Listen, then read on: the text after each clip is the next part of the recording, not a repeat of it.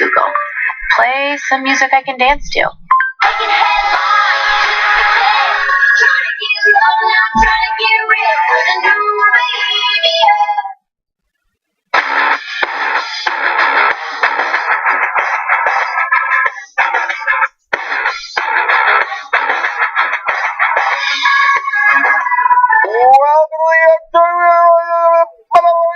Great show for you tonight, okay?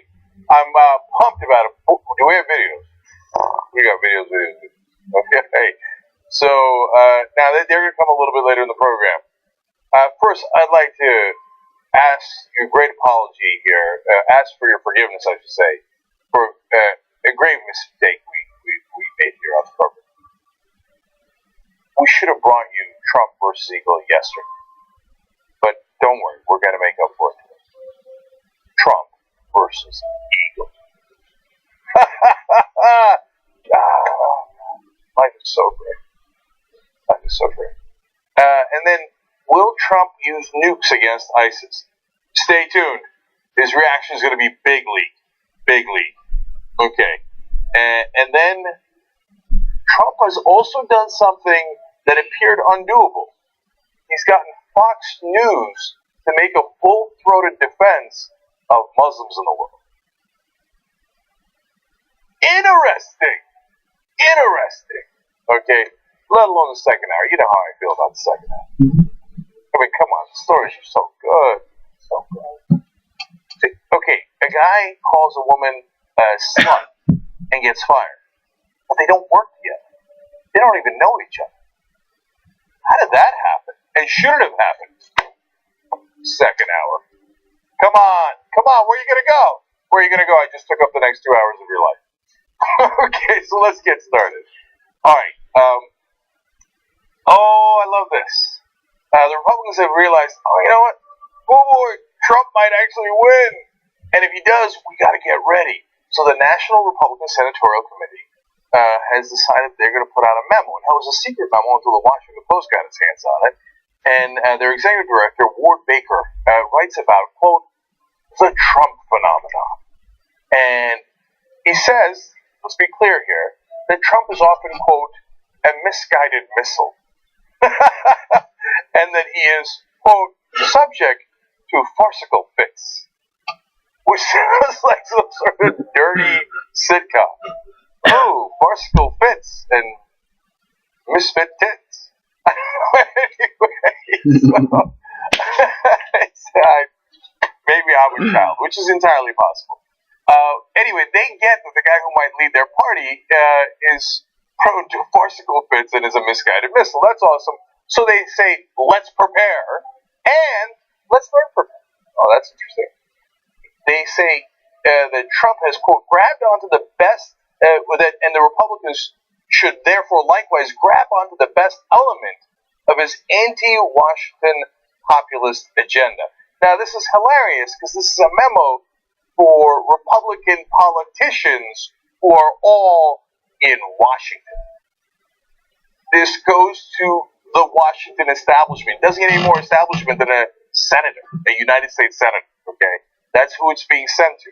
The whole memo reeks of, and you'll see it in the quotes here, let's trick these people at home into thinking you're a real person and that you care about them and that you're against Washington while you sit in Washington and soak up the luxuries of power.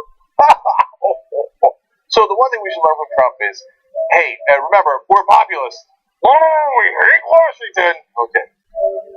And Ward Baker here makes it very, very clear. He says, Trump has risen because voters see him as authentic, independent, direct, firm, and believe he can't be bought. He emphasized that. He italicized that. And believe he can't be bought.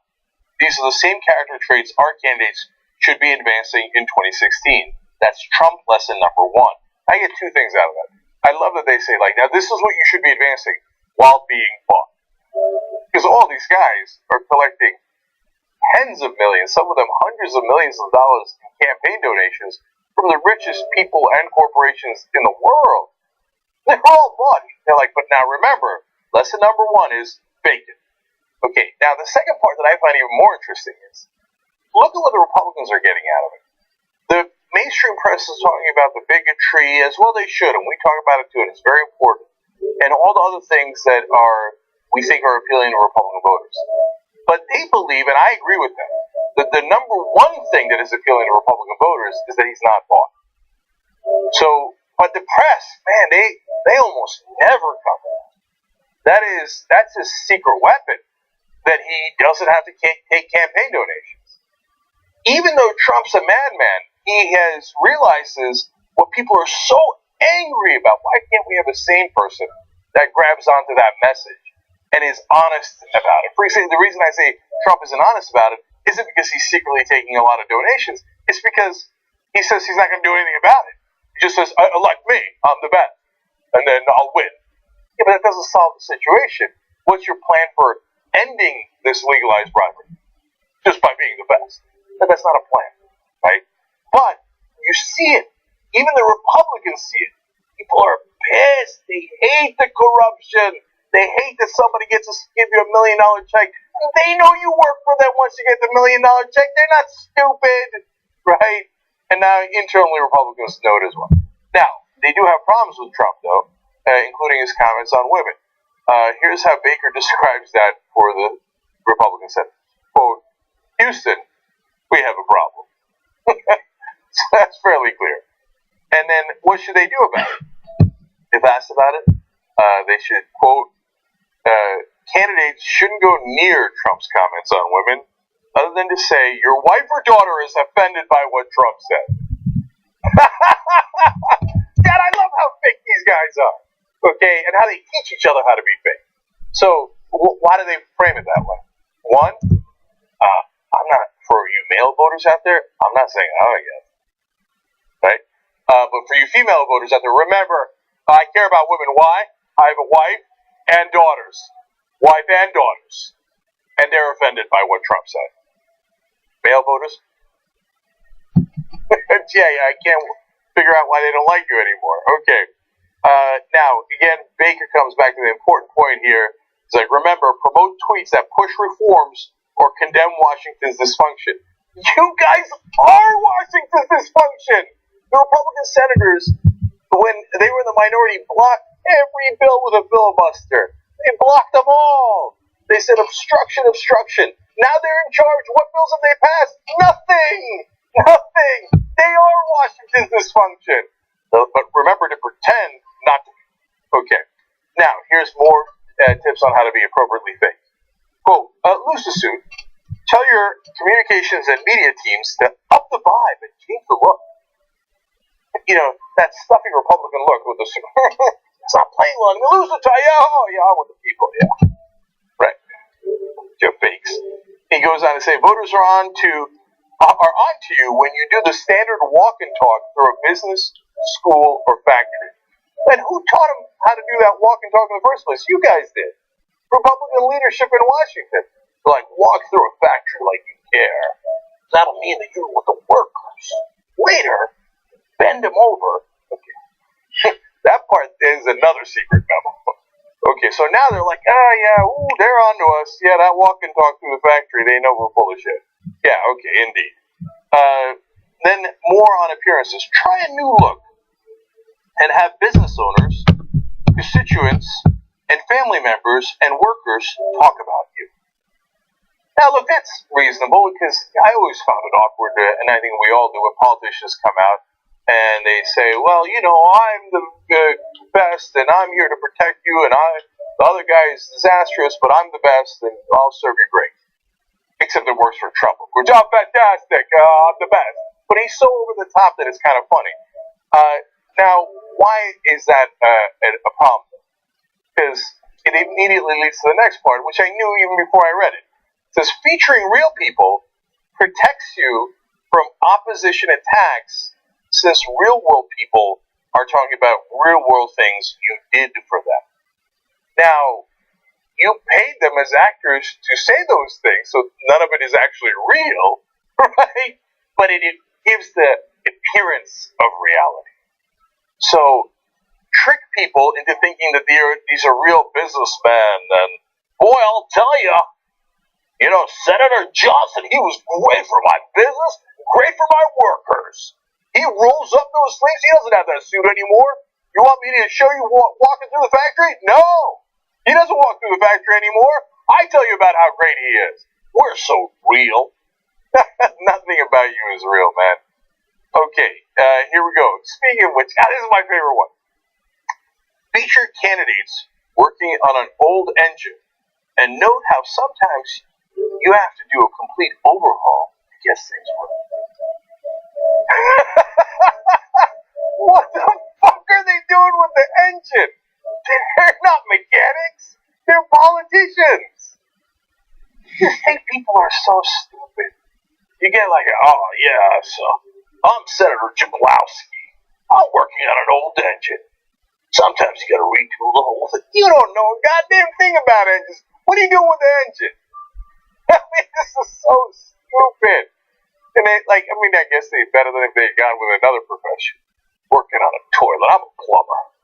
Senator Jablowski here, plunging the toilet. Sometimes you need to just plunge the whole thing. You know what I'm saying? Think they won't try that next?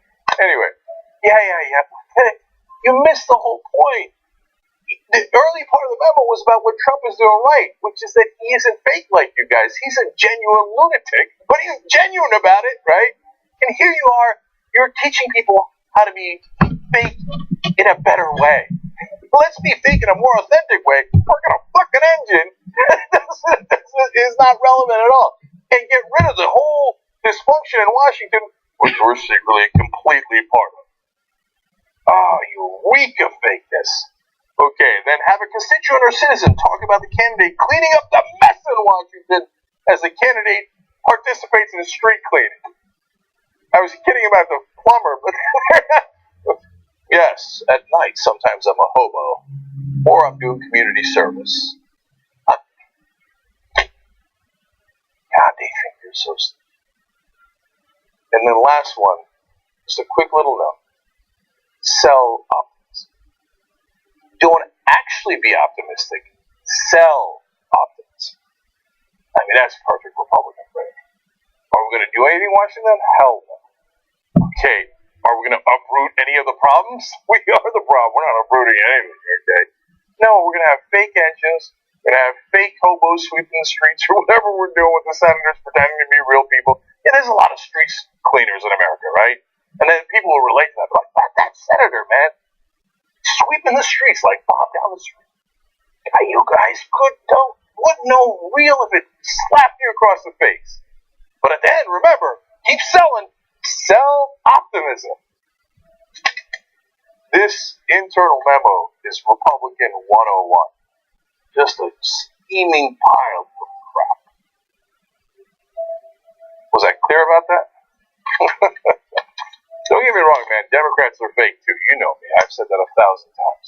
But these guys take the cake. Okay, now, if you want to talk about reality, let's go to the next one. Les Moonves, keeping it real. He's the CEO of CBS. Now, what does he think about the Donald Trump phenomenon? Now, some of us are afraid for the Republic. Now, I don't know what Les Moonves' politics are. I don't know if he's a Democrat. I don't know if he's a Republican. Given that he's an enormously rich executive and owner of a media or the CEO of a media corporation, very likely to be Republican. But most Republicans are scared of Donald Trump. Do we know what he thinks about politically in regards to Donald Trump? We don't. But we do know what he said. And he said about the candidates, the more they spend, the better it is for us. And go Donald. Keep getting out there. Indeed. Ka-ching. That's what he sees when he sees Donald Trump on TV. So you want to know why they keep covering Donald Trump? Here's your answer. It's not just the ratings. The longer he goes, the more Marco Rubio and Ted Cruz and Jeb Bush have to spend in political attack ads against them. The more money all of TV makes. Oh. So there you have at least part of your answer as to why TV loves Donald Trump. He says, hey, this is fun watching this. Let him spend money on us. And we love having them in there. We're looking forward to a very exciting political year in 2016. Indeed. Hey, at least he's being honest with you, right? You don't happen You don't have that often with television executives. He did this level of honesty back in 2013 too, and I think this is one of the more devastating quotes out there. So I wanted to share it with you again. He said, "Super PACs may be bad for America. They're very good for CBS." Now, you want to know why television doesn't expose the corruption in Washington and how the donor money is clearly legalized bribery that then goes into the campaign coffers of the politicians? The very next step is it comes out of those coffers and goes into TV ads and hence the pockets of TV executives. Gee, I wonder why they don't tell you about the corruption. Why they never talk about how all these donors are simply buying all of our politicians. It's the most obvious thing in the world for the rest of the country, yet in TV, the only way that they talk about the money is when they congratulate people on winning the cash race. Like, oh, Jeb Bush did great in the beginning of the campaign. In this quarter, he raised the most amount of money. Well, I guess that is very good news for Jeb Bush. No, it's very good news for CBS and other TV stations. For the rest of us, it means he won the race for getting the most amount of bribes. So understand what's happening here. Wolf-pack.com. Somebody's got to end the corruption. And why not have it be me and you? Hey, we can do this together. We're already in the middle of doing it. Join us. You know what side they stand on. They just told you. What are you going to do about it? Wolf-pack.com. Okay. Oh, wouldn't it be fun to win? Wouldn't it be? And then all the howls you would hear from the powerful. But that's not fair. You took away billions of dollars that we were used to. What are we going to do without all that money that was coming to private politicians? I don't know. Live in a democracy instead and care about what the American people think? That's what you'd have to do. That's not fair. Oh, let's make him cry. Wouldn't that be fun? We already won in 4 states. We're not going to win in more. We're almost going to put up 2 other states now. I'm not going to tell you which ones they are. Go be a volunteer. Join up. If you don't have the time, become a member. Join up, brother. Okay? I'm telling you, man, you go talk to the Warriors in Illinois, California, Vermont, New Jersey, where we've already won. They love that feeling of power they got when they won. There's a guy in Chicago named Murray the Merciless. Legislators in Illinois hear him. You think he's a lobbyist? He's a politician? He's one of you guys. One regular guy you've ever met. Except he's Murray the Merciless. When he starts calling the politicians, they're like, oh no, here comes Murray. Part of the mountain army that's Wolfpack. They're laughing now. You want to laugh at the end? You join Wolfpack. Wolf-pack.com. Come laugh with us, come fight with us, come win with us. Okay. Now, let's go to the next one. Oh, Mark Zuckerberg put out a post on Facebook that okay. Now, you can be cynical about this and say, well, almost a quarter of the world's population is Muslim. Facebook would like to have as many people use Facebook as they can all across the world. I'm sure that's true, but it doesn't matter. He put out a statement supporting Muslims across the world that is so powerful, needed to be said, and was said by a person who has an enormous amount of power and can make a big difference. So I'm going to take him at his word that he meant this, and it sounds heartfelt. I'll read it to you now. And I was moved by it. So he put out a post that said, I want to add my voice in support of Muslims in our community and around the world. After the Paris attacks and hate this week, I can only imagine the fear Muslims feel that they will be persecuted for the actions of others. As a Jew, my parents taught me that we must stand up against attacks on all communities. Even if an attack isn't against you today, in time, attacks on freedom for anyone will hurt everyone. If you're a Muslim in this community, as the leader of Facebook, I want you to know that you are always welcome here, and that we will fight to protect your rights and create a peaceful and safe environment for you. Having a child has given us so much hope, but the hate of some can make it easy to succumb to cynicism. We must not lose hope. As long as we stand together and see the good in each other, we can build a better world for all people. That's as well said as you can put it. Great job. Great job. Look, that's the America I grew up in, where we had different religions, different races, and we grew up together and we loved each other and we were a family. And when one of us is attacked, all of us were attacked. And we fought for each other.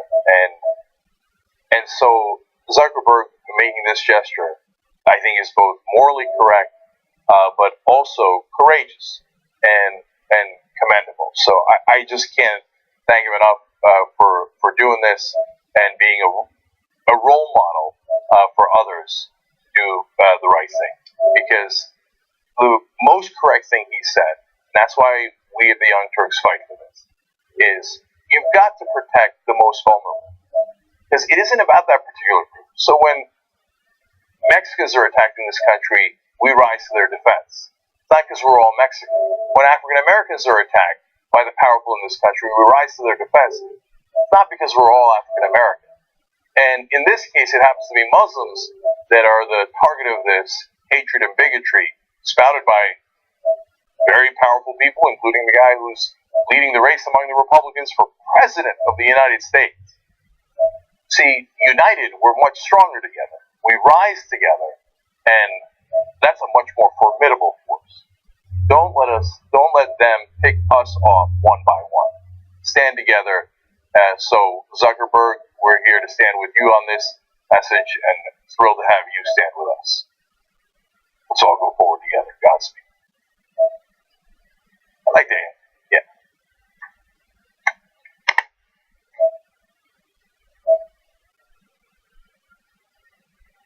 Usually they help us run our show. Now they're going to help us run the country. Like this. It's time that we reclaim democracy for the people. We had a huge victory for Wolfpack. When Lincoln said this is a country by, of, and for, he said of the people, not of corporations. Our representatives don't represent us. Whoa! Democracy! United! We are! We are! Too strong! There's thousands of volunteers. You need to be among them. With Wolfpack, the mission is so clear. Money is killing our democracy. 96% of Americans want it. When you get the power back, oh, that feels good. This is just the beginning. Let's go get them, man. Up and at 'em. Knock, knock. We're coming for them! Wolf-pack.com.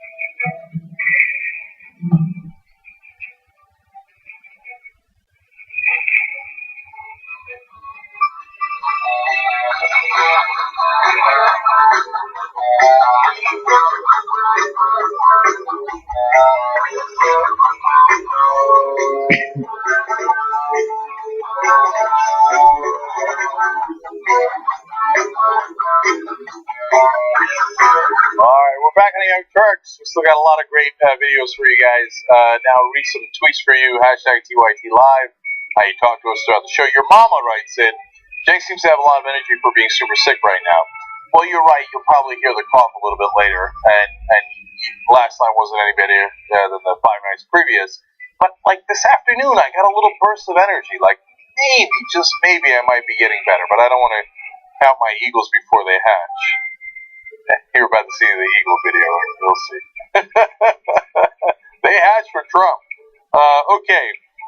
Fan of Stuff says, let's be honest.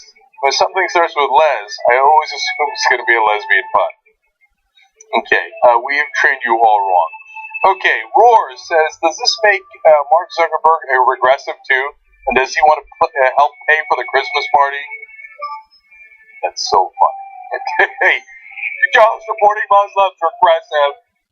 Okay, that's not true. We didn't say all Muslims. We said, in general, Muslims, but not all Muslims. But Muslims. Say Muslims, but not all Muslims. Say Muslims, but not all Muslims. Never fails to entertain me. All right, anyway. Regressive. What does regressive mean? God, they're such dorks. All right. We're still having fun. Angry Raider fan.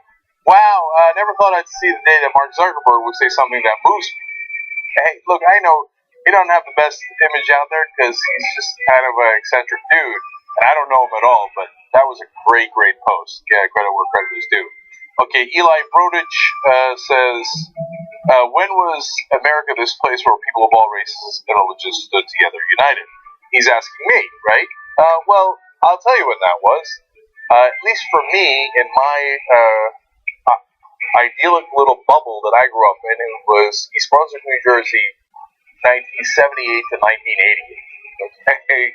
From when I was 8 to 18 and I lived there, we had blacks, whites, Jews, Muslims, atheists, Russians, Indians, Chinese, Koreans, people from all across the world that had come there, and most of the parents worked in New York, the suburb of New York and New Jersey, and we were all pretty decent to each other. So it was a magical place. By the way, today you're going to see in the second hour, New Jersey #1 in teaching kids about sex safety too, okay, and sex education. So New Jersey, not so bad. In fact, I think it's a wonderful place in a lot of ways. Okay, as soon as we get rid of that governor, everything's good. All right, let's have fun. Let's go to the Eagle. Okay. Donald Trump was going to pose with an eagle named Uncle Sam for Time magazine. Now, I feel a little bad about this because if I was him, I'd have been reluctant to do it in the first place. Those eagles ain't nothing to mess with, right? But I certainly would not have liked Time magazine releasing the video afterwards, which is what they just did. I certainly wouldn't have liked it because it's on the video. Now, you're going to enjoy the first part where the eagle ruffles his feathers a little bit. Make sure you hang in towards the end there, but when he reaches into the eagle's territory, and Trump's reaction, watch it. You gotta go fast. Yeah. Pull your hand out of the door. That's my hair.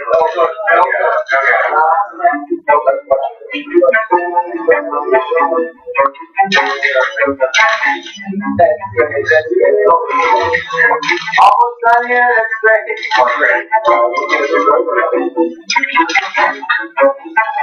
You can show the aspirin over.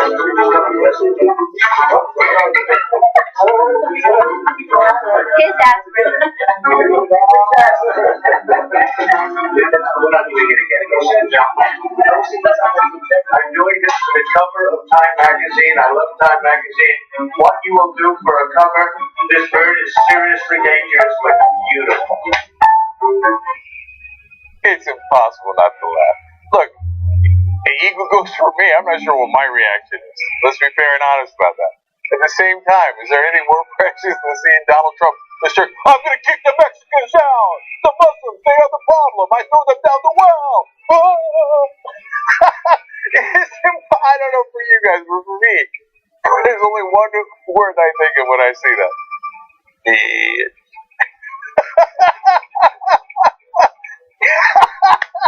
What now?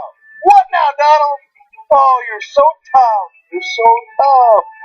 That looks so tough. Me.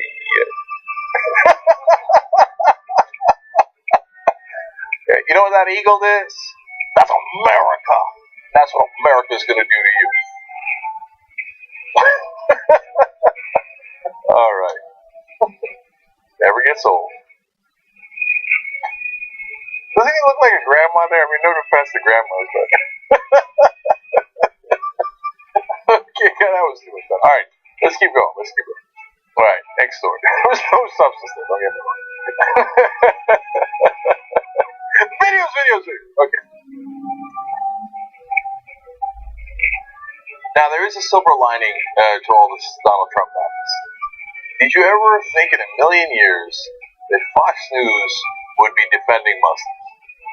Well, here they are. O'Reilly's got Donald Trump on his program, and he's going to sound like a liberal making a real case for, hey, we shouldn't hate people of one particular religion.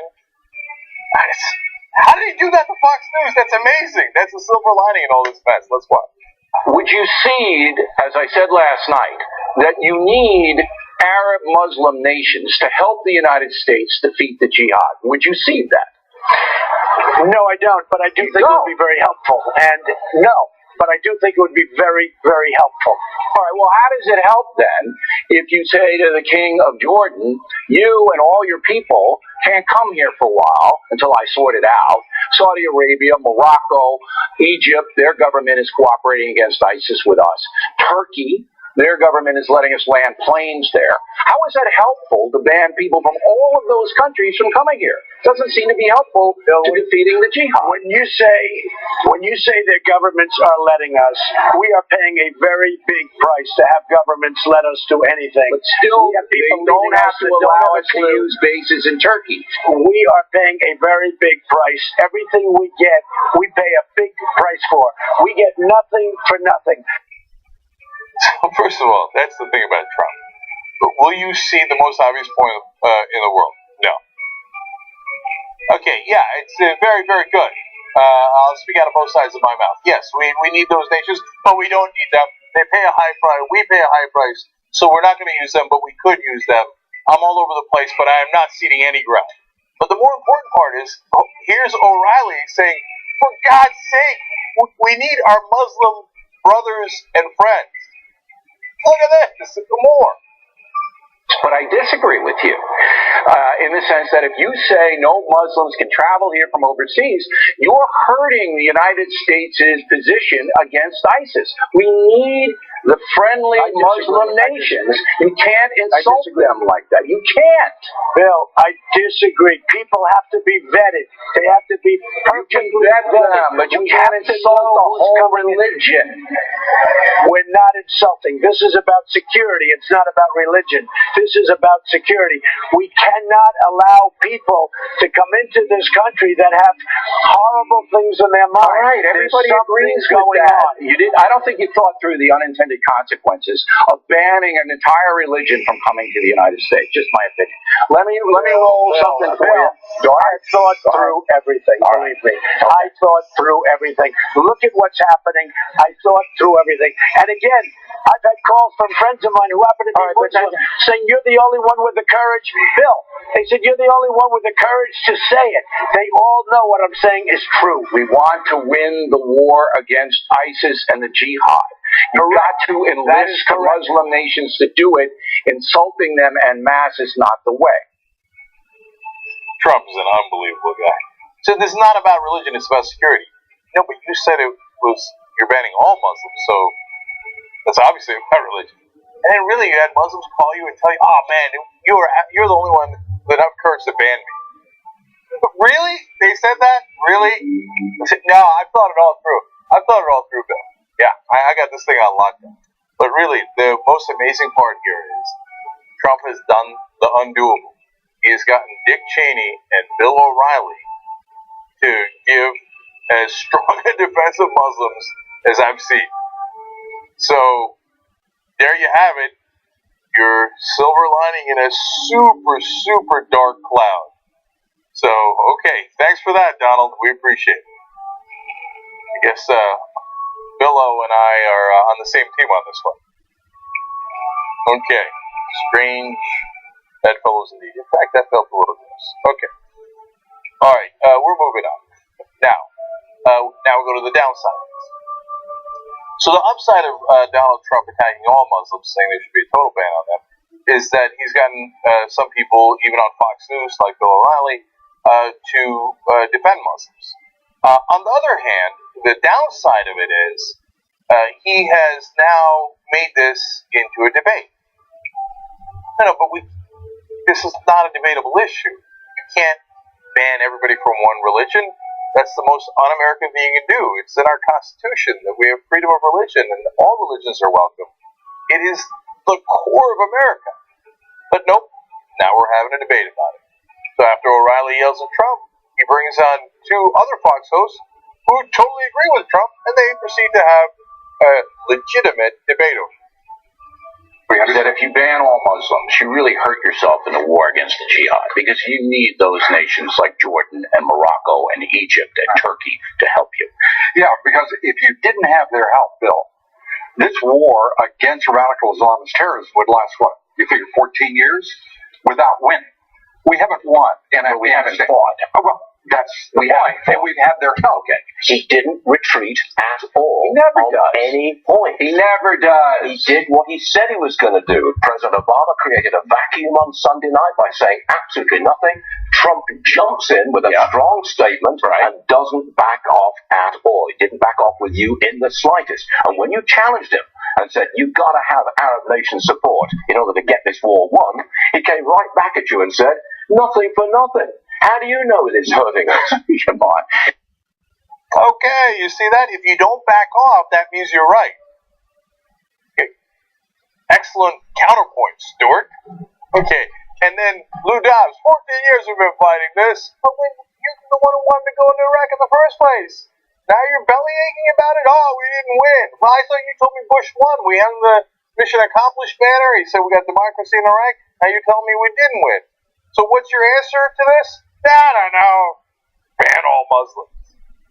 I mean, it is preposterously stupid, but here we are in the middle of a debate. Here it keeps going. I mean, both of you must know geopolitically, to win a war against a decentralized enemy like ISIS is not a country, all right?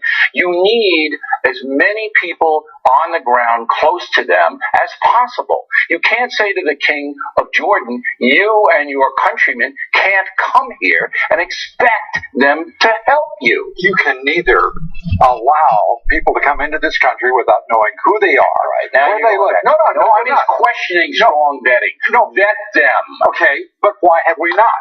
And how is the Obama administration's incompetent? But you're also saying that we should just throw our hands up. I'm not saying that at all. I'm saying you got to be smart. Yes, it's about being smart, but not necessarily in the way you think it is. It's not being unsmart if you challenge these people and say, wait a minute, you're not coming here until we figure out who you are and so what you're both saying to me that you both with Donald Trump that all Muslims in the world should be banned from coming here until we figure it out. What I'm saying is that he's right about pausing the immigration and refugee programs of this country until we know what the hell we're doing and can assure the American people that a K-1 visa, different than a Muslim ban. No, it is different, but it has the same effect. Okay.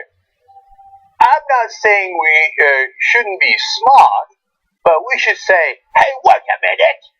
Let's challenge these people. Okay. What about that was smart? Okay, genius, you figured it out. We should just stop all the Muslims and then yell at them like, we're going to challenge you. What are we challenging them to? We already have a process. You know how long it takes to get refugee status, for example, here in America? On average, close to 2 years. We have the hardest vetting process in the world. That's not what they're talking about here. They find that to be incompetent, all three of them. Oh, that's not nearly enough. We should make them wait for decades before they're allowed into the country. No. Trump is talking about a total ban. And these guys are like, yes, we need to stop all the immigrants.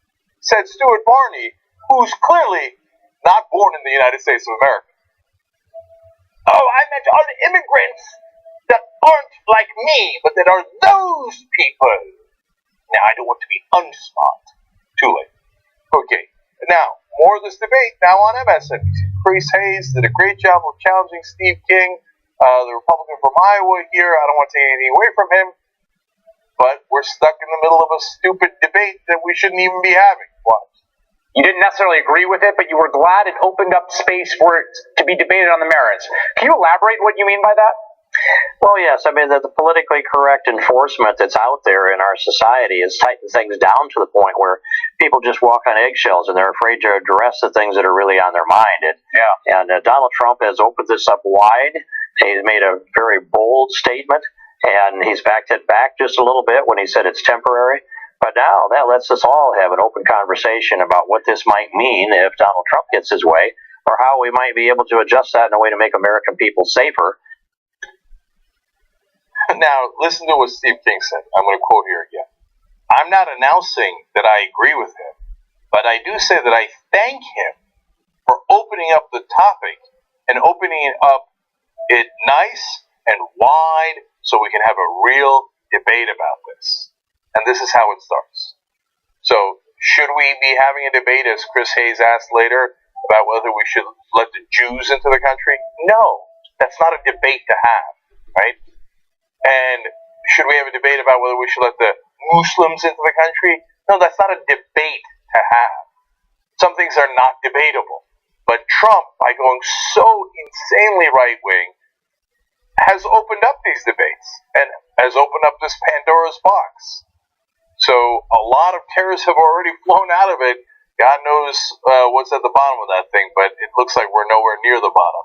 And he sunk our country into this dark place where we're having discussions about topics like this we would have never dreamed about before as decent Americans. Okay, now we go to more Trump.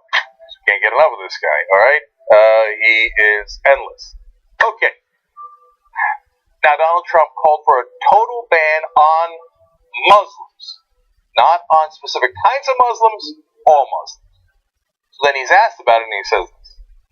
So wouldn't that violate the Constitution's, freedom of religion? We don't have a Constitution. These are people that aren't in the country. I mean, the people that are in the country, they're in the country. We're not talking about them. These are people that are outside of the country. So we're really not talking about the Constitution. And it's not about religion. This is about safety. This has nothing to do with religion. Nothing to do with religion, except that you banned a specific religion.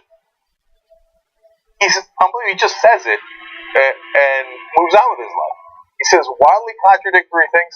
I got a lot of Muslim friends. No, this isn't about Muslims. I'm banning all the Muslims, but it's not about the Muslims. All the Muslims, but not about the Muslims. No, this is about safety and security. That's right. Yeah. And he says, no, it's not about the Constitution. They're outside the country. No, he said it applies to Muslim Americans. So if a Muslim American or someone who sounds or looks like a Muslim American, you'd have to prove that you're not, right? Let's say if you're a Sikh American, you're not Muslim. You go outside of the country, you're coming back in. No, I don't know if you're a Muslim or not. You got to prove to me that you're not a Muslim. Go wait in line. You can't come back into the country even if you're a U.S. citizen. You bet that has a lot to do with the United States Constitution. Okay, but we're not done yet. He's going to tell us about all of his wonderful Muslim friends. There's something out there that is evil. There's something out there that's causing problems. My people are smarter than the pundits. The people that support me, and many of the people that don't support me who agree with me, they agree with me. But the amazing thing and the beautiful thing is that many Muslim friends of mine are in agreement with me. What I'm doing now is far more important. And I'm talking about for the Muslims. I'm doing good for the Muslims. What I'm doing now is far more important than any particular business I have in the Middle East. I'm doing a big favor. I was just called by one of the most important people of the Middle East and just said to me, Donald, you have done a tremendous service to the Muslims. I'm doing good for the Muslims? Really, an important Muslim called you and said, you're doing important service to us by banning me and my mom and my wife and my kids. My kids were thinking of coming Christmas shopping, New Year's shopping. Okay, but thank you for banning us. You've done us a great favor. Yeah, that conversation. He also said, many Muslim friends of mine are in agreement with me. They say, Donald, you brought something up to the fore that is so brilliant and so fantastic. You know, I hadn't thought of banning myself from your country before. That is brilliant and fantastic. That's what those Muslim friends of Donald Trump said. How can people believe this? He's at 38%. He's winning by 25 points in the Republican field. People look at that and go, yeah, that's totally true. His Muslim friend thinks it's fantastic and brilliant to ban himself. That's what he thinks. And his people are smarter than all the pundits. That's what his people say. Hey, that's true. It's got to be true. So Don Lemon wants to help this racist by saying, hey, no, you let me into the house, right? Let's see how that goes. So as I sit here with you, you've been very kind to me, right? You've introduced me to your family. You've been very kind to me. It has to, when people say that you're racist or homophobic or Islamophobic or whatever it is, that has to bother you, or compare you to Hitler. There are newspaper covers. You know where things does that bother you? No, if things are true, if that were true, it would bother me tremendously, okay? But of course, if you're a racist, you probably wouldn't care. But if things are true, it would bother me. But if it's so false, and honestly, I don't hear it often. It's so false. No, I would like to ban all Muslims from the country because they're all dangerous. But me being bigoted? No, so false. So false. And Don, you're right. I mean, I let you into my house. I even let you touch my family members. You shook their hands. How could I be racist? And everyone around me who's a sycophant tells me that I'm the greatest guy in the world. I'm fantastic. That's what I hear all the time. They never call me racist. I don't hear it. Don, thank you for that. Tough hitting interview. Way to go. Man, that was some journalism, man. Keeping them honest, Don. Way to go. Let me into your house. It looks so lovely in here. Can I stay? Okay. One last Donald one. All right, we're running out of time. This one's quick. Okay. Oh boy, somebody's going to ask him whether he'd use nuclear weapons. Go ahead. Would Donald Trump be open, like Putin, to using nuclear weapons to defeat Islamofascism and to wipe out ISIS? Now, you'll understand what I'm saying. I don't want to give you an answer to that, because part of the problem that we have with Obama is they're so predictable. They give answers to everything. They send troops over and they announce they're sending 50 people over there, and now those troops have a target on their head. So I don't want to answer the question. I will tell you this. We will be defeating ISIS big league. Okay, go. Thanks, God, man. First, he didn't say he was definitely going to use nukes. He just leave that option on the table. Okay. But now I'm just so relieved to find out that we're not only going to defeat ISIS, we're going to defeat them bigly. But I didn't know that, man. Now I might vote for it.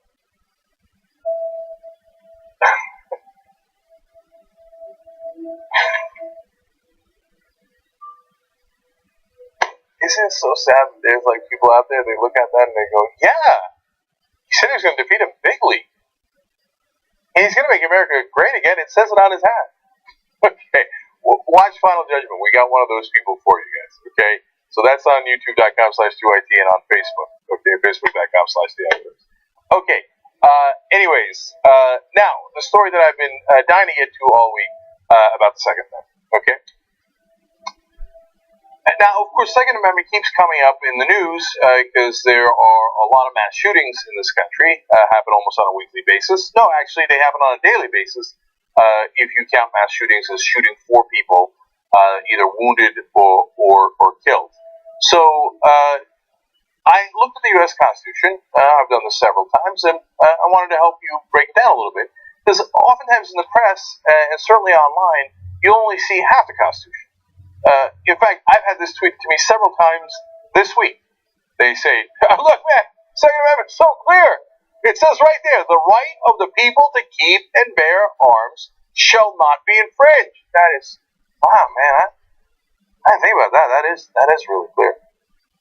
But wait a minute. How about the other part of the amendment, the first half of the amendment?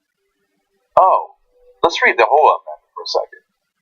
A well-regulated militia, being necessary to the security of a free state, the right of the people to keep and bear arms shall not be infringed. Now, you have to understand something about the process by which these amendments got ratified. The Founding Fathers debated these to no end. They debated literally every comma of the Second Amendment. The very last edit they did was to take out a comma. They had the first part, the right to keep and bear arms, in the first half of the sentence, in the first copy of this amendment, and then they switched it after debating it. So if they just wanted to write the second half of the amendment, the right to keep and bear arms for the people, they could have just written that. It's not like they didn't think about it. They thought about it, they debated it, and they decided, no. It's very important. In order for us to have militias, we need to have arms. This is for the point of a militia. See, that's a very important qualifier. That was the whole point of the amendment. Now, I've done a story about this in the past as to why you needed the militias. I'm not going to overly focus on that here. You should check that out. But I will tell you that in the North they had militias, and they were there to protect a community, and sometimes they rose up against the federal government, and George Washington had to go fight those militias on behalf of the United States of America. In the South, they were largely slave patrols. They wanted to have everybody be able to carry arms so that if there was a slave insurrection, they would be armed and be able to shoot the slaves. Look into the history of it. That's exactly right. Now, again, in the North, they used it for different purposes, but they both thought they were protecting their community with these militias, and in order to protect those communities, the militias had to be armed. That's why the sentence is structured very clearly that way. If you're a strict constructionist, you can't ignore an enormously important part of the sentence. You're being wildly disingenuous if you do. And the fact that the Supreme Court read the first half of the sentence out of its interpretation is insane. That's just basically saying, I don't really care what the Constitution says. I'm just going to ignore parts of it I don't like. That's what the right-wingers or the judicial activists on the court did in the case of the Second Amendment. Now, look, the other interesting part here is what do they mean by the people? It says the right of the people to keep and bear arms shall not be infringed. Now, the people could mean two different things. It could mean every person. Now, if it means every person, then you think, okay, good, then I've got the right to bear arms. That means me. Or it could mean the people of the United States. So, for example, they're referring to the security of a free state, and the state is trying to protect itself against the federal government in the context of the Founding Fathers, so it could mean the people of that state, right? So, for example, if the amendment read like this, the interpretation would be clear. If the amendment had said, in modern times, a strong national military being necessary to the security of a free state, the right of the people to keep and bear nuclear arms shall not be infringed. No one would interpret that as meaning that every single person gets to have nuclear arms. They would interpret that to mean, well, since we need a strong military, and that's essential for a free state, you cannot ban nuclear arms from the people of the United States. And that's a perfectly fine amendment to have, to say the United States military, in order to protect us, can and must have nuclear arms. And you're not allowed to ban those by law. But nobody would think, oh yeah, Bob down the street, he's a little volatile, but he's got a right to a nuclear weapon. And if you think about arms, what does arms mean? Back then it meant muskets. Can we have any regulation of any of our rights? Well, of course we're going to have reasonable regulation of any of our rights. Freedom of speech is perhaps the most important right we have as Americans, but I can't go into a crowded theater and yell fire, because that poses a danger to people. I can't incite people into violence. There is reasonable regulations on what speech means. Are there reasonable regulations on what arms means? Of course. Does anybody think we should have nuclear arms? No. Does anybody think we should all have a right to RPGs? I hope not.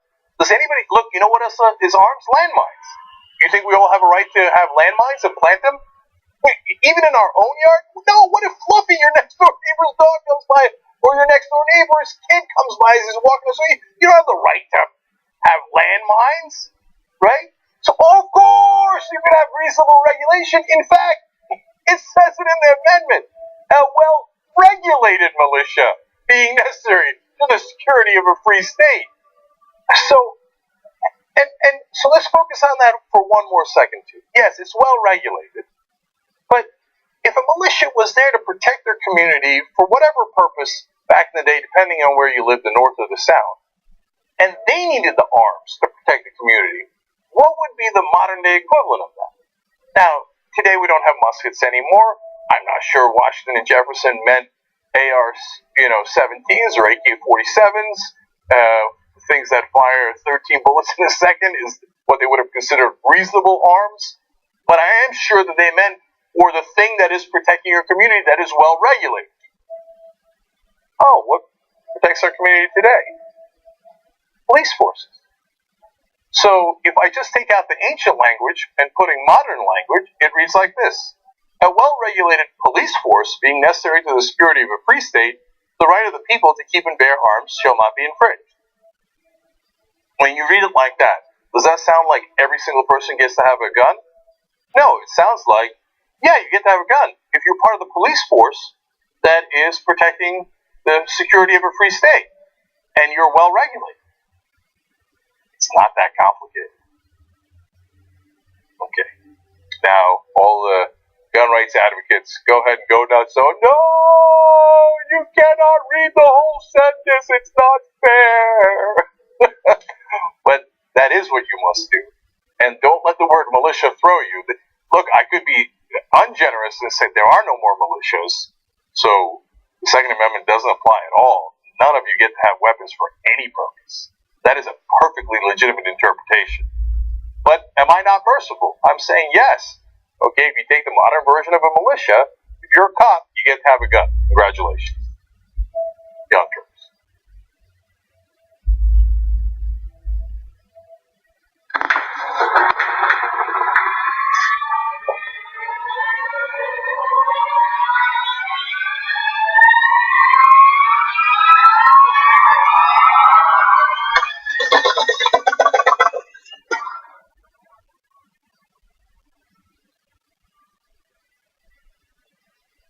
The Jank 2015 is a low-stream, low-stress version of the Jank Buger 2008 type. We, as content creators, like to tinker with this all the time. I saw one of the sketches on our graphic artist's desk, and it excited me. We wanted to make sure that the design was perfect, elegant, streamlined. And then we pushed the reality from there. This is something that we really just enjoy doing.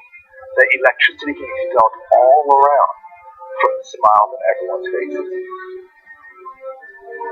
I think this year's Jank will capture the spirit of the Young Turks in its purest form. His color, his shape, his raison d'etre. You can see his sole purpose. He's one of those things you look at and know that he is full of desire.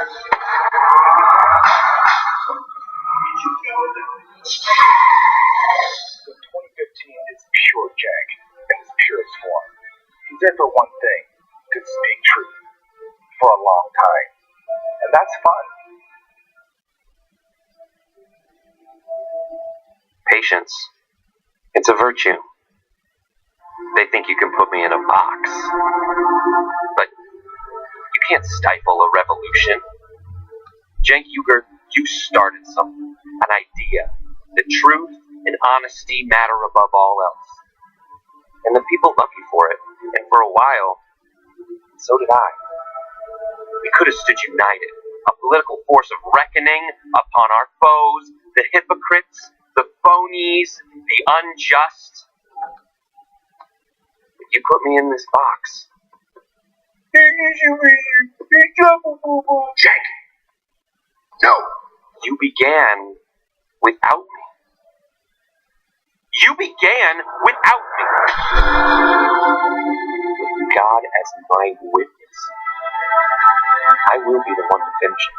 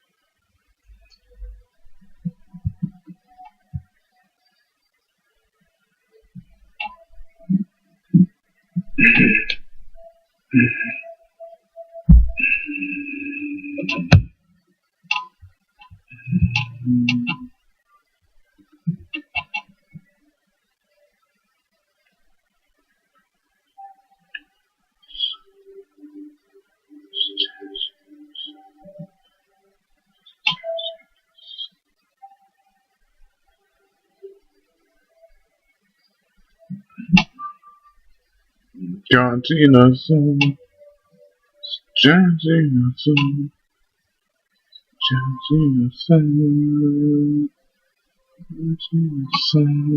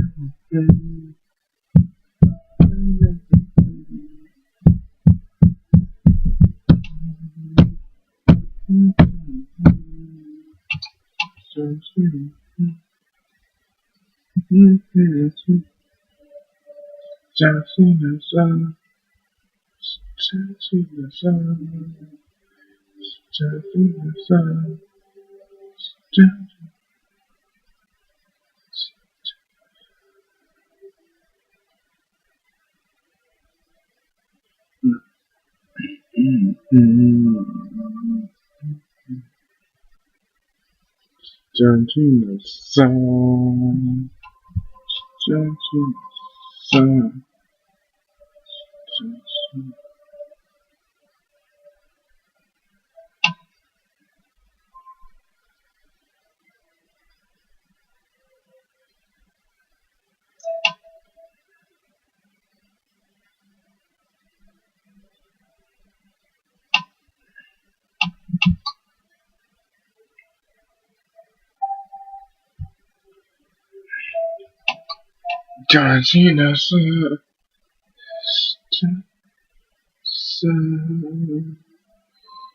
Georgina son.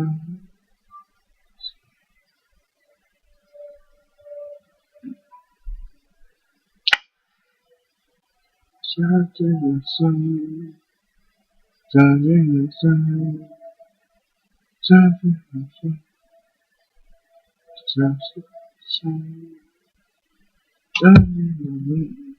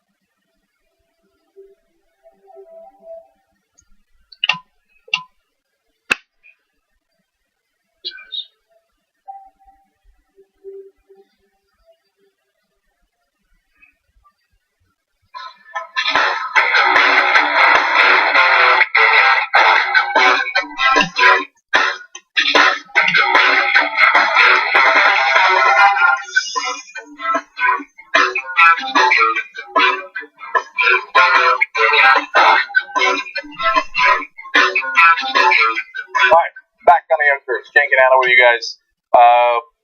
First of all, don't forget, everybody, tomorrow, big day, 10 hours. So we're starting at 9 a.m. Pacific, noon Eastern. We're going to go for 10 straight hours to celebrate our 10th anniversary. Live streaming.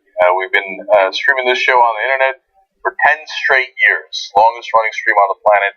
Not a big deal / kind of a big deal. Okay, you know what we are? We're fantastic. So we're gonna have a lot of the old school folks on. We're gonna have some members on. We're gonna have some old clips on. It's gonna be an extravaganza. UITnetwork.com/live. Okay, Jay Hansen writes in with a tweet. It's more of a meme of the TYT lizard attacking Donald Trump. He put Donald Trump like cowering away from the eagle next to the lizard. Awesome job, nice job, Jay. People should send that around. If you want to know where these tweets are so you can retweet them, you just do a search on Twitter at #TYTLive. You see them all. Okay? There was another great tweet by Zeno Berinia where they replace Donald Trump's head with Archie Bunker's. It's perfect. Send that one around too. Great job, guys. Okay, Larry de Lagardère writes in, Donald Trump is not tough on Eagle, so how could he be tough on ISIS? I like that. Rudy Bouquet writes in that Eagle has a better sense of who's a threat to America than most of the GOP. Chris Bradshaw writes in, Trump's racism goes up, Fox News racism goes down. You can't explain that. That's hilarious. Yeah, seriously, can you explain that? These are great tweets. All right, and Duende Chingon writes in, it's no surprise they read the Constitution like they read their Bible, picking out the parts they like and ignoring the rest. Bingo! I didn't think of that. That's a really great point. Duende? Okay, you know what I'm going to do? Since it's a great point I didn't think of, which is very rare because I'm fantastic. You know what you get for that? A t-shirt. Bingo. El Duende Chingon, you're a winner! What does Chingon mean? Badass. Yeah, ¿Quién es más macho? That guy? El Duende. Yeah. Okay, and Jay, I love your meme with the TYT lizard. Jay Hansen, you also get a t-shirt. He's Lord mercy, man. T-shirt central over here. Oh, you know what? Since we're giving stuff away, let me give one more thing away that's actually super valuable. Not that a TYT t-shirt isn't. ShopTYT.com. See exactly how I'm done. Okay. So, Monster Superstar is one of our sponsors. Monster products overall are, you see the Monster headphones that JR wears from time to time. But Superstar is a Bluetooth wireless speaker. So in my days, we used to have a boombox, Anna. Probably too young to know that, okay? Yeah, what's a boombox? All right, and except I, of course, never had the big boombox because that wasn't cool. I had like a smaller one that was like less threatening. Now, the boombox is this small, well, in this case, the Superstar, but it also, in this case, indestructible. So, like, you're taking it to the beach, you're, what sick that I dropped it. No problem at all. It's a Superstar. Superstar boombox. Okay, so, we're going to give you one for free, okay? So, here's what you're going to actually, it's a spirit of giving, okay? Don't be a jerk and try to keep it for yourself. You're supposed to give it away, okay? So what you're going to do is you're going to tell us who you want to gift the Monster Superstar to. You're going to tweet us at the Young Turks and at Monster Products. You're going to use the hashtag MonsterTYT, and then you're going to run out of all characters on Twitter. So whoever we think has the best answer for who deserves a Monster Superstar that they know, boom, you're going to get a Monster Superstar for free. That's pretty good. Okay. And for everybody, go to monsterproducts.com/TYT and you're going to save $4 on a Superstar even if you don't win the big gift. Are we not merciful? Ho, ho, ho, ho. Happy holidays! Alright, fine, Mary. Alright, you ready for some news? Go! Alright.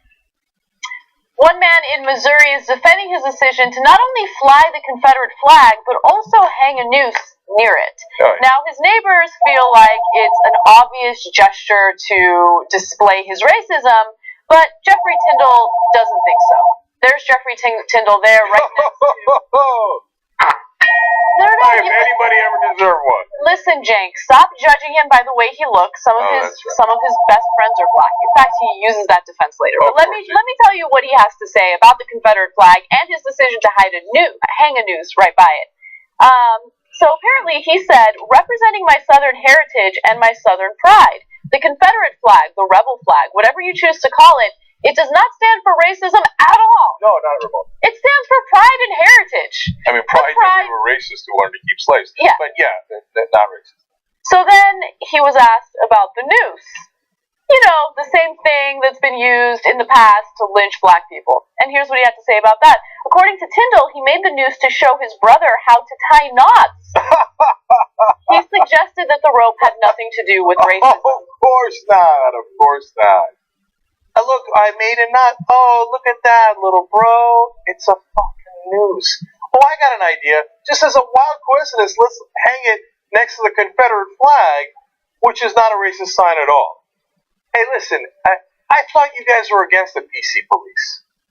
So why don't you have the courage to admit what you're actually doing? Yeah, that's exactly right. We live in a hick-ass country. That's what I've realized, okay? We live in our little LA bubble. We live on the coast. We live with some sane people. Some insane people as well. You know, we like to keep Holly weird. But at the same time, like, you think about middle America, and we live in a hick-ass country where these people feel emboldened enough to hang a fucking noose next to the Confederate flag, and then they have the freaking audacity to pretend as though that has nothing to do with racism. You're a hick-ass motherfucker. That's all you are.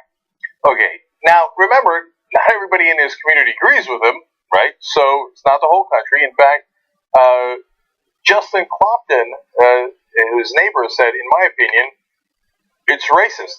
Yeah. I love the history of this country, but there's a lot of history of this country that's really despicable, and that noose represents bad things in the South. The way I look at it, a noose means lynching. That's because that's exactly what it means. It doesn't mean random knots that you were teaching your brother. This guy with his mullet thinks that he's better than black people. No, but right? Anna, you nailed it. But see, here's the thing.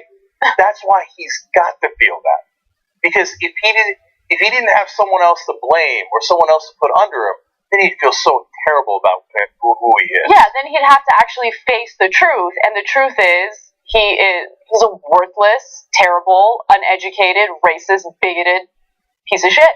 That's it. No, but let's go a little further. Because if you are the bottom of the barrel, you have no logical reason to put anyone under you. It doesn't feel good to be the bottom of the barrel. Right. So you have to find an irrational reason to put someone beneath you. Oh, no, of course I'm not the bottom of the barrel, even though I'm a loser and I've accomplished nothing. I got an idea. I'll pretend I'm the superior race, and that those people over there are the inferior race. How will I enforce that? Well, in the good old days, we'd put this Confederate flag up. In fact, we fought a whole war to make sure we can keep those black people down and as our slaves, as our, by law, inferiors. Yeah. And if they didn't listen to us, we'd hang them with a noose. Oh, those were the good old days when we could enforce our irrationality and use our sick power against people just to make ourselves feel better. Because that way we feel superior. Yeah. I mean, more than anything, people should feel bad for Jeffrey Tyndall. He's a sorry, sad human being. Anyone who flaunts something like a noose obviously has some issues, okay? And it goes further than just being a hick-ass motherfucker. They're all so brave until you ask him, and then all of a sudden, oh, she's making nuts. Anyway, that story obviously annoyed me. Let's move on. Okay. A Muslim shop owner was allegedly attacked by a man who was later caught by police. The man here is Shakir Haq, and there you see him with some of the injuries that he suffered as a result of being attacked. Now, he is a store owner, and apparently while he was working in Queens, a man approached him and just started attacking him. According to Shakir, he punched me here, I fell down here, showing where, he fell in the store. I say, what the hell are you doing? What's wrong with you? The attacker said, I kill Muslims. He sounds sophisticated. Yeah. Windows in the home, so that's something else. Let's move on from there. So, that's one instance of hate crime targeted toward Muslims. There's been many more. We're going to get to another one in just a second. But again, I mean, it's incredible. These are people who are attacking Muslims because they believe Muslims are violent. They believe that Muslims are killers. They don't You know what it deny reminds me of? It reminds me of the sick son of a bitch in San Bernardino, Farouk, who did the shooting. Right.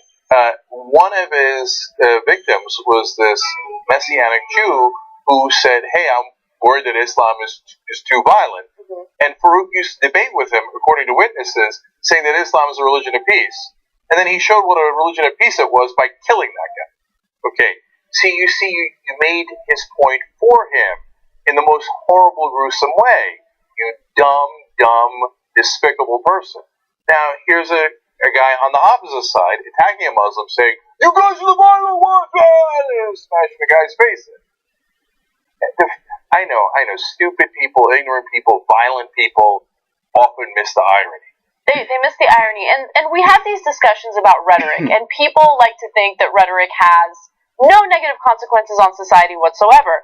But the negative rhetoric, the defamatory rhetoric that's aimed toward Muslims right now is leading to an uptick of violent crimes against very peaceful, moderate Muslims that want nothing to do with Islamic extremists at all, right?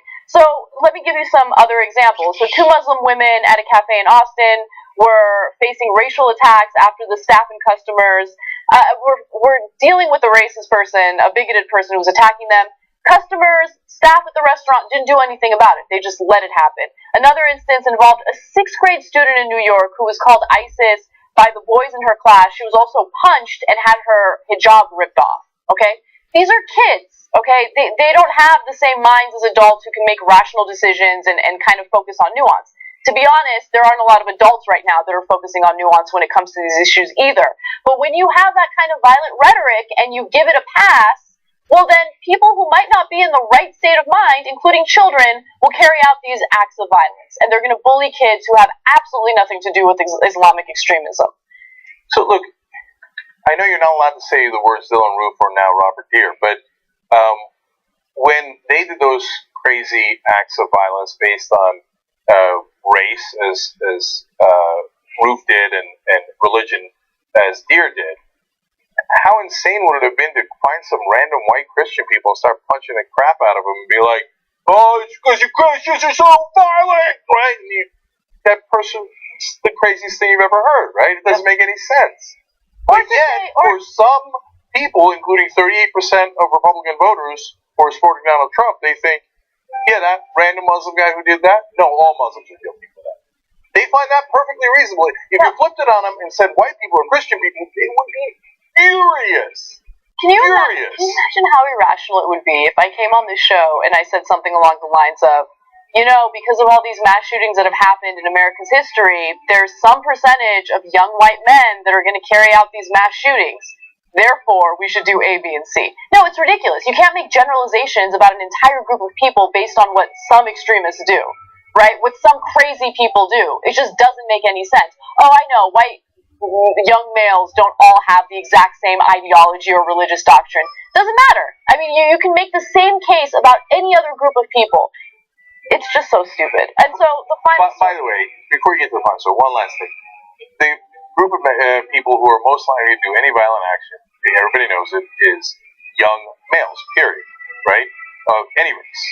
So, would it be alright for women to go and attack young males and be like, you guys are so violent, and start hitting one over the head? It'd be insane. It'd be insane to categorize all young males, even though there are a higher percentage of them than any other group by demographics by a million miles. But it's still insane, even though they have the highest percentage of any of those groups, to say all young males are guilty. That's crazy talk. But for some reason, when it comes to certain groups, Mexicans, Muslims, African Americans, oh, it's not crazy at all. That's their culture. You know how they are. That's the argument they make. Final story of a hate crime aimed at a Muslim family has to do with a family living in Texas. They have just purchased a home in one part of Texas, and apparently their home keeps being vandalized. People keep smashing in their windows. It's happened several times over the last 6 weeks. So, this is the story that actually bothered me the most. You think the poor guy getting beat up in his own store, the young girl being attacked. I'll tell you why this one bothered me the most, because they came to Texas looking for a good life, looking for opportunity, looking to live the American dream. And they walk into a community and they're hopeful, and they get a brick through their window. And then here's I think the wife said here, more than damage, she said, it's not the window, it's the terrifying factor of it. It is them trying to terrorize us or scare us. The kids are scared to go up or down alone. So it wasn't once. They keep throwing the brick through the window every week, several times a week. Can you imagine if that happened in your house? How scary that would be. I'm imagining a brick thrown through my window. So bad. And I would be terrified. I mean, that would terrorize me. I would be worried for my life. I wouldn't feel safe in my own home. And then once every couple of days, it happens again and again. You can't have your kids walking by the window, right? You don't feel safe at all. And why? Because you're in a group that is disfavored. Did those guys, did those kids, did the parents do anything wrong? No. They're Muslims, and that was enough. And of course, the great irony here is, you're all terrorists, so we're going to terrorize you. And what do terrorists do? They target innocent people. I guess, in that sense, we, in a collective sense of America, have become what we despise. All right, let's take a quick break. When we come back, we have an update on the story of a woman in Michigan shooting at shoplifters. She's just been sentenced. We'll tell you what it was.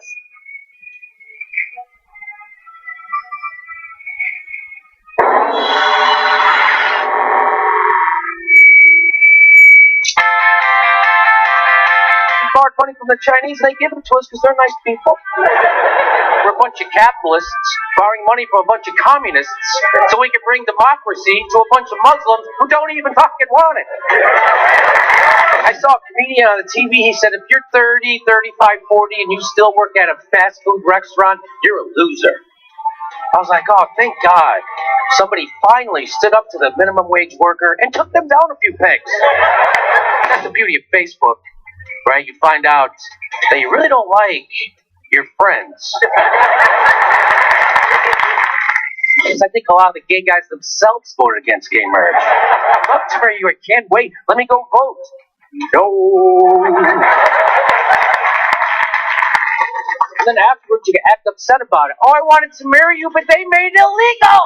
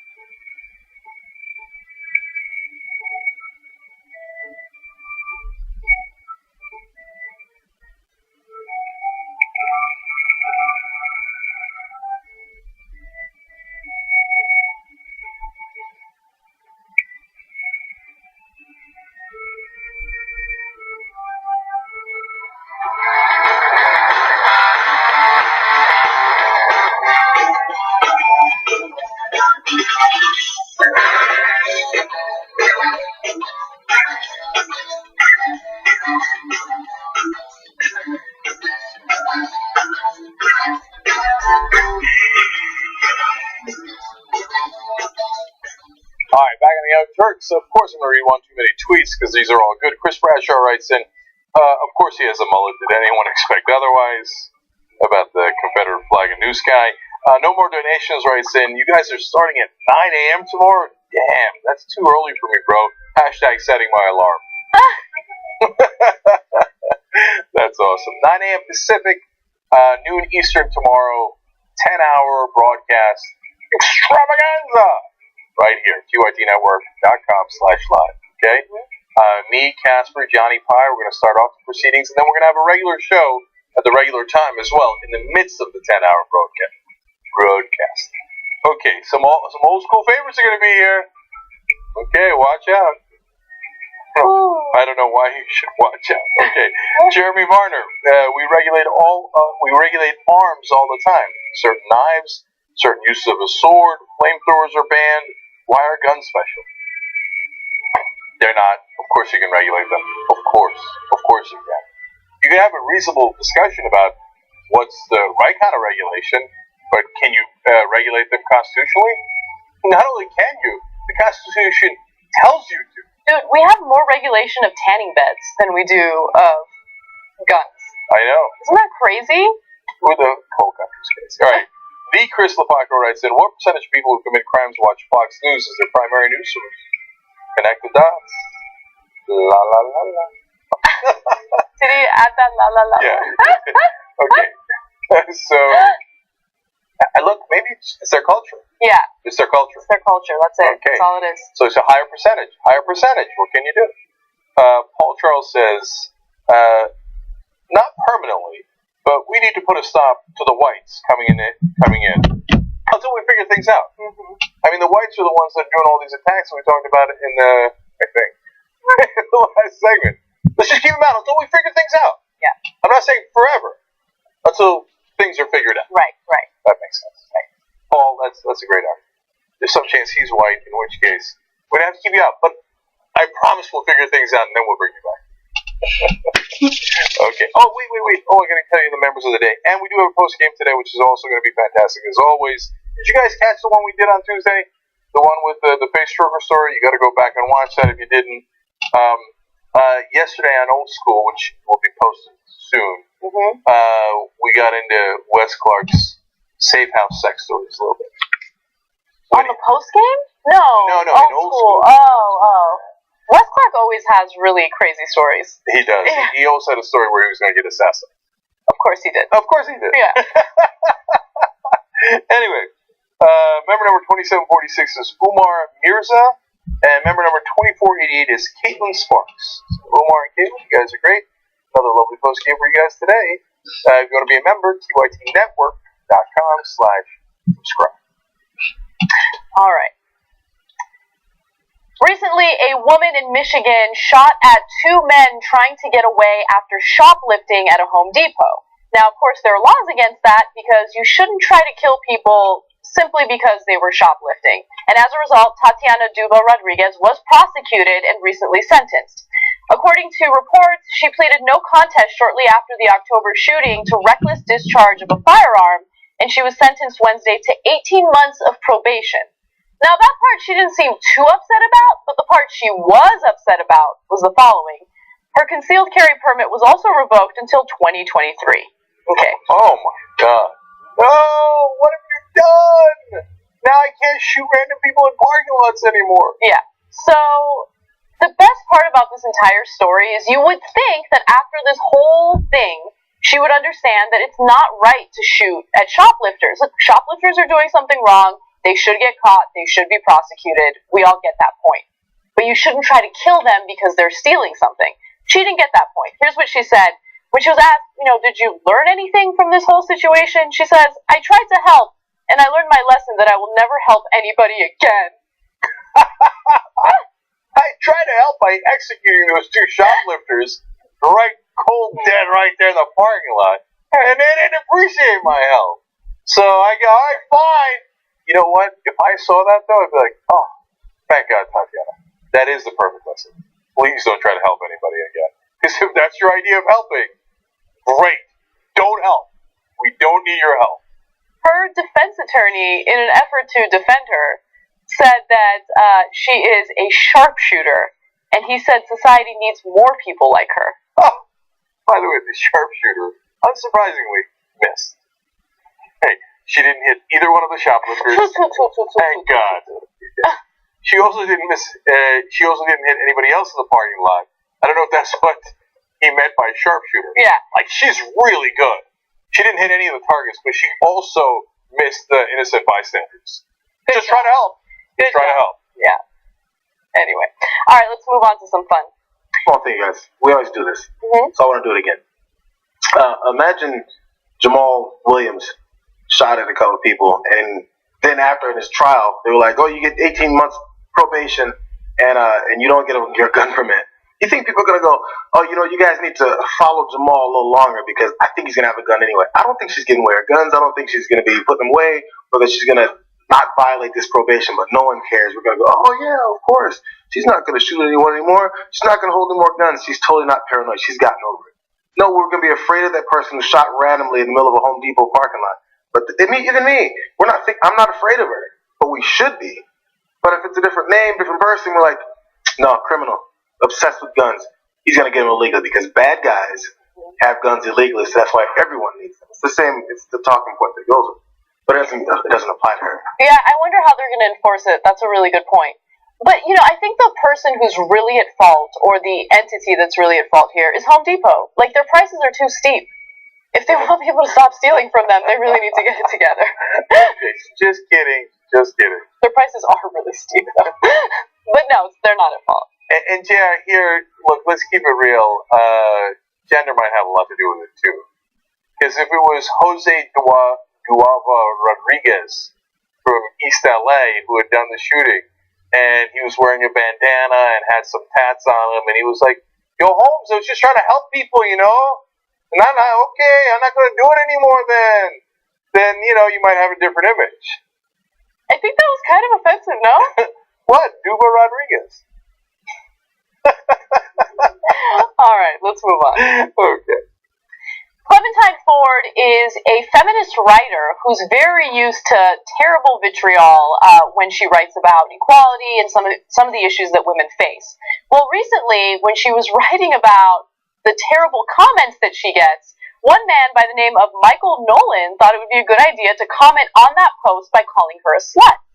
So after he called her a slut on Facebook, she realized, well, I can probably click on his page and see what his identity is and maybe even see where he works. And sure enough, she did find out where he works. The original comment was posted by Nolan on November 25th in response to a post where Ford called out another man for making degrading comments. Clementine Ford says, "I wonder if the folks over at Meriton Apartments are aware that a man listing himself as a supervisor for their business likes to leave comments on women's Facebook pages calling them sluts." She then went ahead and contacted the employer, and Nolan got fired. So, of course, then people are mad about this. They attacked her for it because they think that, as a person who's being attacked on the internet as a slut, as every negative, terrible word you can imagine, you should just sit there and take it. You shouldn't hold the person who's on a public forum insulting people accountable for his actions, because that would be unacceptable. So, Tariq Musa wrote about this on Daily Beast and pointed out some interesting things. And saying, look, it's weird that people say freedom of speech.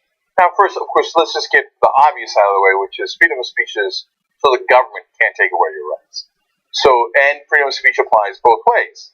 He has the freedom of speech to call her a slut, and the government can't lock him up. Doesn't mean that his employer can't fire him if he says that. If he had called someone in the office a slut, obviously he's got freedom of speech and he can't be locked up. But also, obviously, his employer can fire him. Everybody agrees with that, right?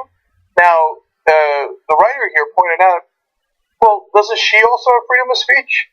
And why do you yell at her for her using her freedom of speech and saying, well, you attacked me, right? And so I'm not even going to attack you back. I'm just going to point out what you said. Hey, if you're proud of it, you should be happy, right? I'm now going to forward that to your employer. If you've done something great, well, I mean, whatever it was, you wrote it in a public forum. I'm forwarding it to your employee. If you're proud of it, great. If you're not, that's, for you to deal with. I'm using my speech as you use your speech. At a minimum, we call that even. Yeah. Even though she was the one being attacked in the first place. Yeah, I mean, look, that's a great argument using our Constitution for reasoning. However, I mean, let's just be common sense individuals about this situation. You are an adult who is on a public forum using your identity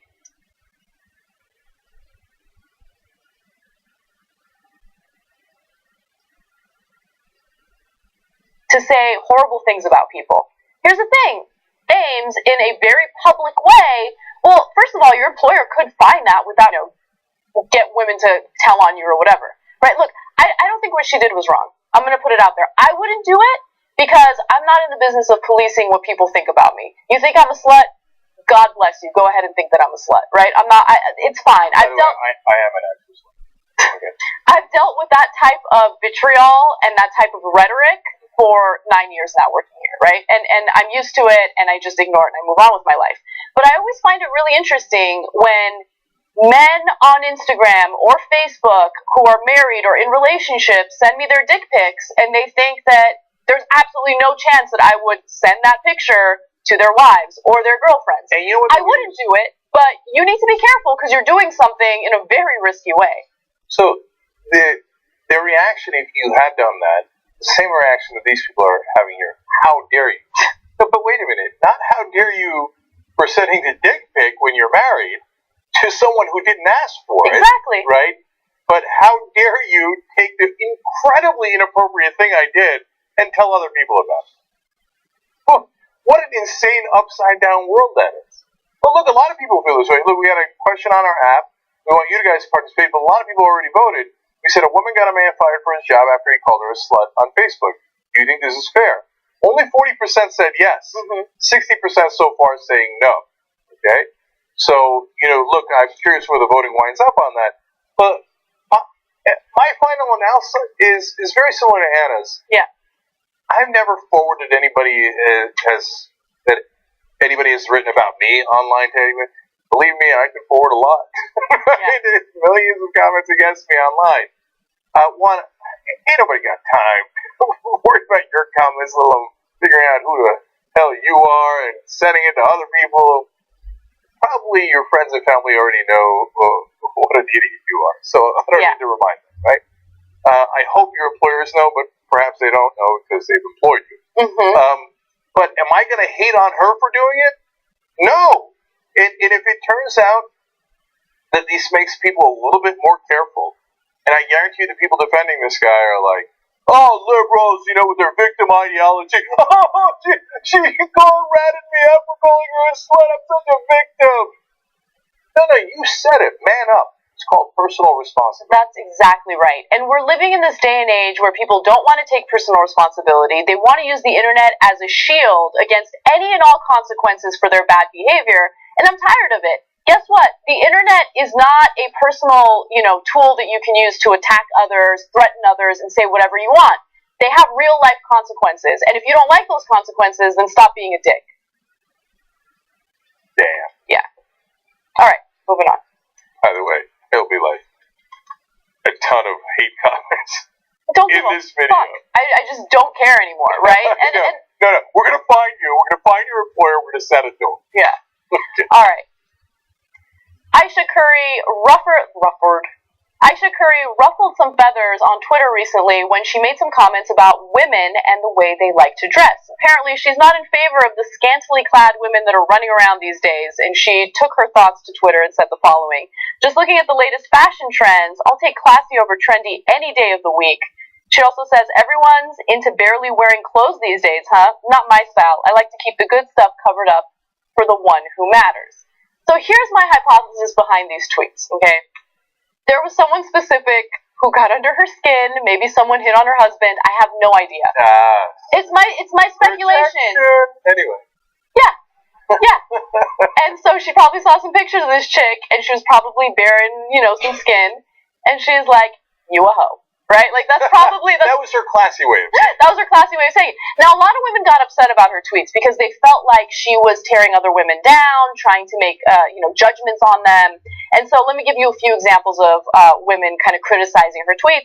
One person says, sounds as if Aisha Curry thinks her body or other women's bodies are like consumer goods marketed exclusively for use by men or something. Actually, please bring it down. And then there was another very clever tweet, I would argue, that just posted a picture of a photo shoot that Curry did a while ago where it looks like all she's wearing is like a sweater and her legs are like exposed. She looks sexy, right? Why don't we have over? Just relax. Just relax. So people are kind of calling her out on her hypocrisy. But the question is, were her tweets really all that offensive? If she says that she likes to dress a certain way, does that necessarily mean that she's judging other people? I have a full and complete verdict on this. Not guilty on all counts. Oh. Okay. First of all, these are not offensive tweets. Let's go. There are real things to get offended about in the world. Stop wasting your time with this nonsense. Okay. Second part. Is she a hypocrite? Yeah, probably. But she wanted to look sexy in the other picture, and this time she was annoyed at somebody who was showing too much skin. Okay, hypocrisy, in the immortal words of Ben Mankiewicz, is sometimes overrated. It is sometimes overrated. And look, I already told you what my hypothesis is, but another hypothesis that's actually pretty harmless is that she genuinely is kind of tired of the latest fashion trends. Like, I gotta be honest, I'm kind of tired of the latest fashion trends. It's not because I look at other women who bear all their, kibbles and bits and I'm jealous of it or I'm hating on them. I just have a certain style. I like my certain style, and it's hard to keep up with it when there's like midriff-bearing tops being sold left and right. Is that right? Yeah. I feel like clothing has gotten a lot more revealing, which is fine. I don't mind women who do reveal their bodies. I don't mind it either. But I need clothes for work, and I'm having a hard time finding stuff that's okay. I hear. So look, I don't agree with Aisha Curry. Whatever these new trends are that people are talking about, Godspeed. Yeah. But nonetheless, you guys have no idea how uncomfortable Cenk would be if I showed up to work dressed all fucking sexy and shit. Okay, this is not for us. I'm talking about other people. Yeah, okay. You want to know who would be uncomfortable if I showed up to work wearing sexy stuff? Everyone. That's right. So, no. I'm talking about the good folks of America. Right. You go forward. Don't listen to Curry, but she's not guilty. Okay. All right, let's move on. A new analysis by the CDC finds that the United States has received a fail when it comes to comprehensive sex education. Now, what the CDC looked into was very specific topics that they recommended school districts teach their students to protect them from unwanted pregnancies, STDs, and other risky things that happen when you are engaged in sex, okay? So they found that fewer than half of high schools and only a fifth of middle schools teach all 16 sex education topics recommended by the agency. Nearly half of teens, though, report having had sex, and nearly a quarter of new HIV infections occur among people under the age of 25. So that's a little disastrous. Yeah, no, let's not educate them. That's probably not good. No, here's the crazy thing. A huge percentage of teenagers are sexually active by the 9th grade. No, I highlighted that.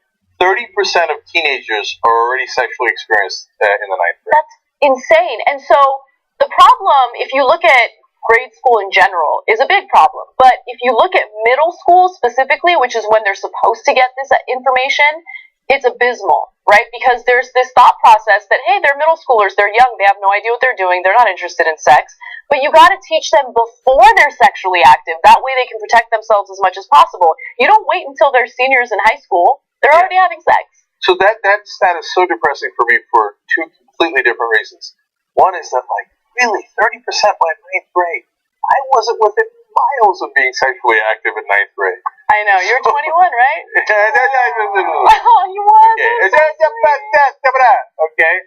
Anyway, so okay, so that's depressing for that reason. And now I'm now so old. I've got kids, and I'm like, by 9th grade, no. Yeah. So it scares me on both ends. But as a person who has young kids, I'm not an idiot who's like, no, must protect them from all the bad things in the world. The way we do that is ignorant. Yeah. Because I don't regularly do this as a parent. No, you educate them. And so that they have a good sense of what's right and wrong, what's safe, not safe, because they are Homo sapiens. And as, members of this species, we have certain drives, and they start at a certain age. That's around puberty. These are facts. They're the most immovable facts on the planet. So we've got to get used to them and educate people accordingly. So the stats are really interesting if you look at the specific topics. When it comes to abstinence, which, by the way, the CDC recommends that the comprehensive sex ed curriculum include abstinence. That makes sense. The numbers are through the roof, right? Any school that's teaching sex ed will be like, don't have sex. That's the worst thing you can do. The abstinence is included. Wow, great education. Yeah, when it comes to things like condom use, of course it drops. When it comes to things like teaching the kids how to put a condom on, the number is even lower. They're like, we're not going to talk about that. This is my favorite stat of all time. Okay, let's go to graphic number 26. Only 18 states require sex education to include information on contraception, and a mere 13 require their programs to be medically accurate. Think about that for a second. Only 13 states require the sex ed to be medically accurate. They're like, hey, yeah, I mean, you can do sex education. Just don't worry about it being accurate. Just, to make some stuff up, have some fun. That's ridiculous. Amazing. Now, maybe they just didn't write that into the legislation, but they probably should have. I'm proud of my home state of New Jersey. And they said an impressive 89.5% of schools in New Jersey actually teach all of the proper sex education methods. So we're number one in the country. So that's great. But I will say that the only silver lining I take away from this is, yeah, I know our schools and our communities are knuckleheads about this en masse. By the way, the worst state is Arizona. Only 21% of the schools teach it right. But now there's this thing called the internet. So I feel like the kids are probably beginning to learn it on their own. I'm at least hopeful about that. No, but that's actually a disaster. That's why we need comprehensive sex ed now more than ever before, because a lot of kids right now are porn educated. So they'll watch the porn videos and they'll be like, oh, that's what sex is supposed to be like. I put her in her ass and then I make her, whatever. Like, but that's not what sex is for some people, for most people. So those are your two choices, by the way. Parents, get real. Get real. Yeah. You're either going to have real sex education in school, or they're going to get taught that, like, no condom, no, because you don't have to worry about getting pregnant because you finish somewhere else, right? Like, that's what they're learning. Yeah. You think they're not watching it? They're watching it. So teach them real sex ed. That's exactly right. Are we done? No. You want to do more? Yeah. Okay, all right. I'm just asking. Jeez. We've got a whole 30 seconds left in the hour. You crazy? All right, let's do another one. Two teens in Tennessee were recently jailed for wearing saggy pants, which continues on with the theme of criminalizing the youth in America for doing harmless things. Now, the reason why they got arrested and jailed was because the authorities used indecent exposure in order to go after them. Antonio Ammons, an 18-year-old student at Boulevard Central High, spent 48 hours behind bars after a school resource officer who has nothing better to do with his time charged him with indecent exposure for dropping or drooping denim. So here's the thing. I actually sympathize a tiny bit with the school administrators because the article explains they've explained it to these kids over and over again. That is not the dress code. And you're allowed to have a dress code in school. And yeah, sometimes they're annoying, but in terms of blocking freedom of speech, sometimes they'll block certain shirts because they don't like the message on it. But it's not a freedom of speech issue on the pants. Now, I don't care at all if people have saggy pants. Don't care, never cared, never gonna care. But I get that a principal might care and think that's not the right attire. Where they lose me entirely is when they arrest them. And put them in jail? How is that going to help them with their future? Okay, you're having them dress a certain way on campus because you want to make sure they focus on their education and they're not distracted. And education is important because you want to make sure they have a bright future. It's a little counterproductive to throw them in jail if you want them to have a bright future. But they don't care about that. It's about administrators having a power trip, not liking the fact that these students are being defiant. I find it really interesting that recent fashion trends haven't really infiltrated Tennessee yet. I mean, I thought they would have the opposite problem of boys wearing pants that are just too tight. But right now, I guess the drooping pants are still a thing. So, look, let's put the first picture up again. So, I find it preposterous, and that's because I'm too old. It just seems uncomfortable. Yeah, how do they keep it there? I'm always amazed by that. The guy on the right, how does it not fall off? And is he winning a human rights award in Croatia? Those are my questions. Okay. They're hilarious. But if you're an administrator and you want to be a pain in his ass, first, too late. Probably hurt his ass trying to keep those things on and walk at the same time. But there's an old school way of doing it. You suspend him, you expel him. Those are. Can you imagine it getting expelled from school? That is a super serious consequence. So you can go to those things without being lazy and putting a crime on his record, which could affect his voting rights, his ability to get a job. Plus, you put him in jail for 2 days. Now, it's not acceptable to criminalize these things. Also, keep in mind that he was jailed for indecent exposure.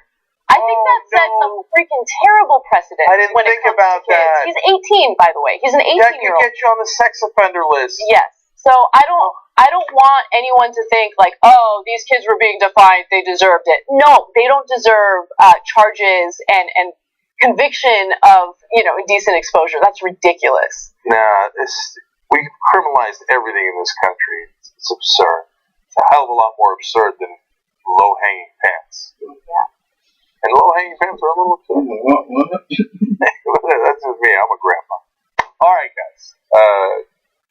God bless. Post-game. I haven't figured it out yet, but it's going to be fun no matter what it is because I'm in a fun mood. Okay, let's do fun. I like fun. I haven't been in a good mood in a while, so this should be interesting. Okay, tytnetwork.com/subscribe if you'd like to be a member. Bye-bye.